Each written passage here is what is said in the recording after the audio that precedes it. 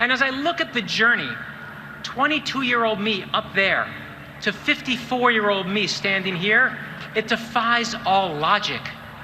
There are many things that science and math can explain. When someone offers you a breath mint, take it. Learn the Uber driver's name. If you're nice to me and a jerk to the waiter, you're a jerk. But some things are unexplainable. They're just magic. Yes, yes, yes. Welcome back to GMA3. That was a clip from the 2024 commencement speech at the University of Michigan, given by our next guest, New York Times bestselling author, Brad Meltzer. And since last May, his speech has been shared over 1 million times online, and now he's put pen to paper to share his recipe for success in his new book called Make Magic, the book of inspiration you didn't know you needed. Please welcome Brad Meltzer. Welcome. Thank you. Yes. This book is so interesting to me because you've written a lot of books, like 55 books, but this book wasn't something that you wrote on purpose as a book. How did you come to this? Were you surprised people were so enamored with the speech? I'm always surprised when someone's enamored with anything I do, but the true magical part is I was giving the speech and I said this line, that cruelty and venom and harshly judging those we disagree with has become sport in our culture. But cruelty and venom aren't signs of strength. They're signs of weakness and petty insecurity. What takes strength is feeling empathy for other people and switching places and seeing through their eyes. And 70,000 people in that stadium, I could feel them hold their breath and they started applauding. And I realized in that moment, we're a culture starving for empathy, starving for kindness. If you really want to shock the world, unleash your kindness. And that's what this book shows you. I love that you said that because so many times when we describe fiction, it's about seeing it through someone else's eyes. And you focus so much on empathy, on mercy. That's what you do in your writing.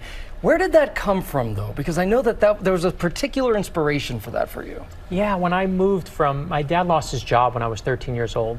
And he moved us from New York down to Miami, Florida. And we didn't have any money. We had to live with my grandmother. It was 6 of us, my mom, my dad, my sister, myself, 2 grandparents in a 1-bedroom apartment. And everyone in the condo was complaining about us and saying, you've got to evict them, get them out of here, there's too many people. My neighbor, my grandmother's neighbor, was a woman named Mirsi, and she said, you can use my apartment. I'm gonna move out and you stay here. So we could have actually some hope and we wouldn't be evicted. And I remember her name when I was little as Mirsi, but I always heard it as mercy. Oh. And mercy and kindness is what this woman showed us. And my gosh, that's, it's a completely naive idea, but that's an idea worth fighting for. And that's one of the magic tricks in the book. Beautiful. Speaking of that magic, I want to talk more about the magic of it all, because in the book you say the hardest trick is transformation. Why is that? It's because there are versions of all of us that are different. Who you are now is not who you're going to be in the future.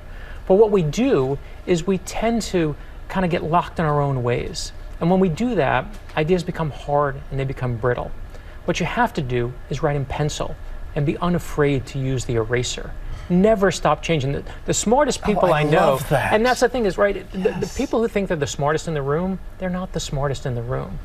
They're the ones with the most fragile egos. The people who are the smartest are the ones who know there's always more to learn.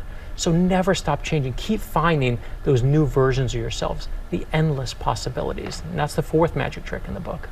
The curiosity. Yeah. Absolutely. You are such a pleasure. Thank you so good much to for see being you. here. Abracadabra. Absolutely. And by the way, look at this book. It's such a beautiful gift for someone, right? Yeah. See, I'm selling your book. I appreciate that. You can pick up a copy of Make Magic everywhere books are sold, and you can also scan that QR code. You see it right there at the bottom of your screen, or go to goodmorningamerica.com/GMA3books to get a copy. The idea of magic just gives you hope and joy, like back when you were a kid. We all need magic in our lives. So make it.